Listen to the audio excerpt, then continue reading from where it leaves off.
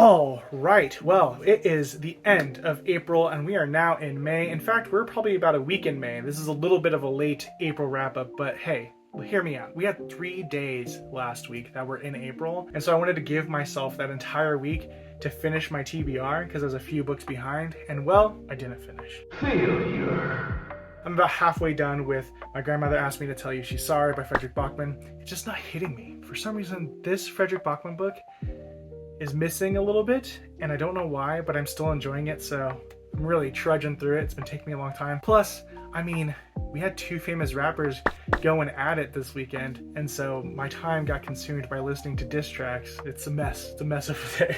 That being said, we have some really cool stuff, and I first wanted to kick off by doing a little bit of a giveaway. That's what I'm talking about. One of the first books I read, or one of the books I read last month, was The Art of Racing in the Rain. And the reason I got this book was, well, my friend Kent, he received this book through a friend who, whenever he finds a copy of this at a thrift store, he buys it and gives it to someone he knows that likes reading. So he gave one to Kent, and then Kent was like, I'm going to continue the tradition, and he bought a book and then gave it to me. And so I want to continue the tradition, and you know what? I've gained a lot of new friends here on YouTube, and so I want to give away a couple copies of The Art of Racing in the Rain to you. So we went thrift store shopping, we have a couple copies of this book, and if you're interested in receiving your own copy of this, I'm about to talk about it here in a second so you can kind of get a gauge of what that is. Leave a comment saying, I would love a copy of Art of Racing in the Rain, and I will, in a couple weeks, probably by the time we have a May wrap up, I will, in the beginning of that one, do a little raffle drawing and get in contact with you and send you a book, a copy of it. I have 2 copies right now, so maybe I'll keep collecting more and see how many we give away. But if you're interested, go ahead in the comments and say, I would like Art of Racing in the Rain. Or you can just put a dog emoji, and there you go. That's how you enter. So what is this book if I'm giving it away? Well, Art of Racing in the Rain is for someone who loves dogs. All right. This book is written entirely in a dog's perspective. So if you have animals at home, this is going to make you think about what they're constantly thinking about forever. But this follows a dog named Enzo. He was adopted by someone by the name of Dennis. And so Dennis is a professional race car driver. And so that's why it's called Art of Racing in the Rain, is Dennis loves racing in the rain, teaches Enzo all these life skills, and you kind of go through this world with him and his family. Dennis ends up getting married, ends up having a kid, and so it's the dog's experiencing life with this human who has bringing more people into his life. Makes you really think about your dog, and also you get to see life happen in the dog's eyes. So some terrible, tragic things happen in this book, and you get to see it happen. And I didn't know that going into it, but yeah, it pulls your heartstrings quite a bit in that realm, and it makes you scream at the pages and also makes you sad. I didn't know that this would also cover Enzo passing away eventually. It's in the first chapter is you're like, oh, it's kind of like the end of his life, and then it tells you his whole life, and then it goes back to that point. So Art of the Race in the Rain by Garth Stein was amazing. Here's the little breakdown for it. It's got a total rating of 78.75% for me, which is about 4 stars if you go by the star rating. And yeah, it was good. It wasn't perfect by any means. There were some parts that I really disliked, and it deals a lot with the drama and how things were handled. I think the people were written a little bit more stupidly or not as great, and I did not enjoy their life choices.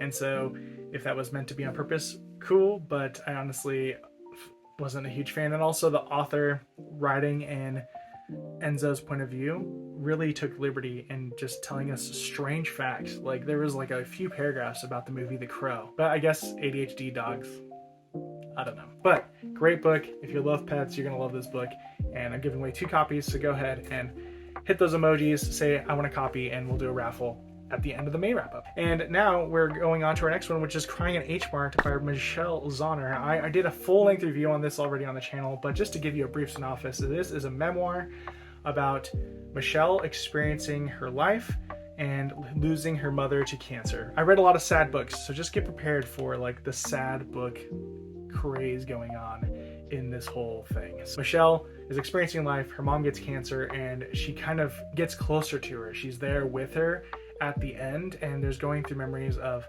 being Korean, half Korean, and eating food and going to Korea and getting into music and what it was like and to have a mom who loved food and their relationship, and it was really, really good. There's a reason why it was like a bestseller in like 2022 when it came out. So highly recommend reading Crying in H Mart. It was awesome if you love memoirs, and it got me into a band too. She's the lead singer of Japanese Breakfast, as I've mentioned before as well. And so here's kind of the breakdown of the ratings.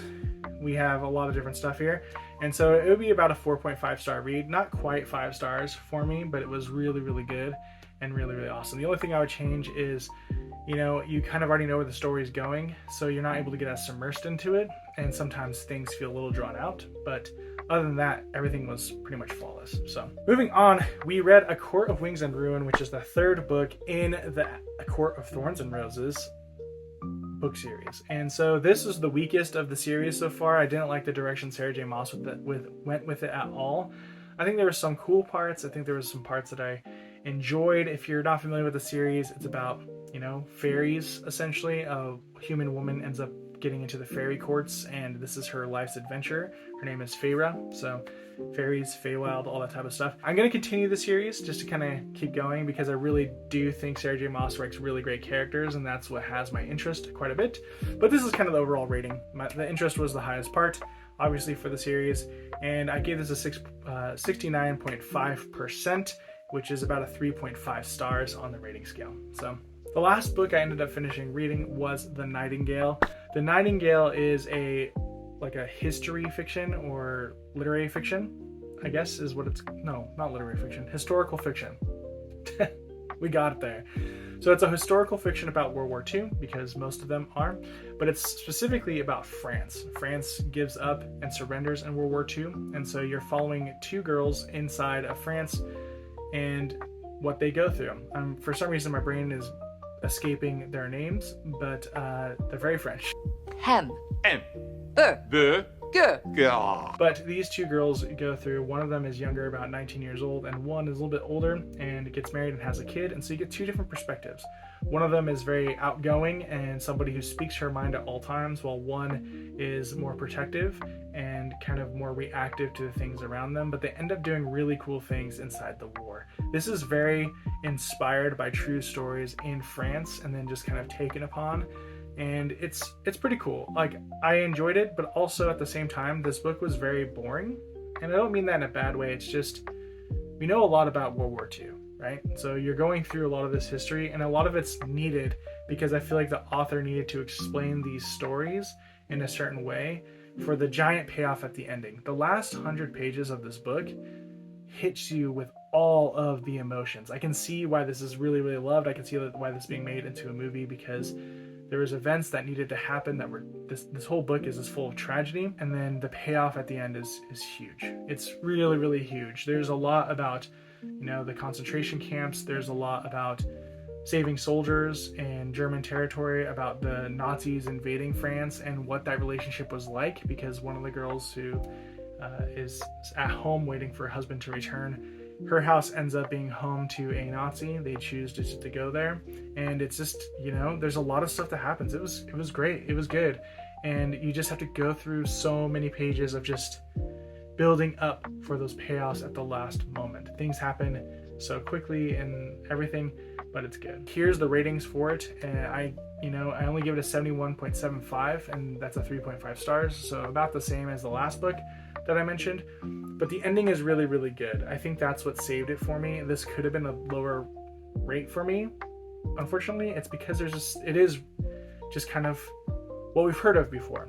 And I don't mean that if you just love World War II, you're gonna love this book. But for me, it's just like, yeah, like, let's continue. Maybe just historical fiction isn't for me. So the ending is the huge payoff. So check it out. I understand why people love it so much. It just wasn't hitting me in the right ways. There you go. A pretty positive month for the most part. I really enjoyed the reads. I'm glad I was able to get a lot of tears out. I was crying a lot throughout it. The only book I didn't really cry was A Court of Wings and Ruin, but you know, that was to be expected, I guess.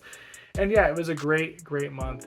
Let me know in the comments what your books were. Let me know if you're interested in receiving a copy of The Art of Racing in the Rain by Garth Stein. I will be picking people at the May one. You don't have to be present for that. It's just going to be your name and a spinner and all that type of stuff. But anyways, thanks so much for watching. Thanks for everyone being here. I wanted to do this little thing because it's a really cool story, and also just to say thank you to all the people who have joined us and the subscribers and the ones who just talk every single time we make a video or not, or just every once in a while. It's been super awesome for all the support, and I really appreciate you guys. So have a great day, and we'll see you next time. Toodles.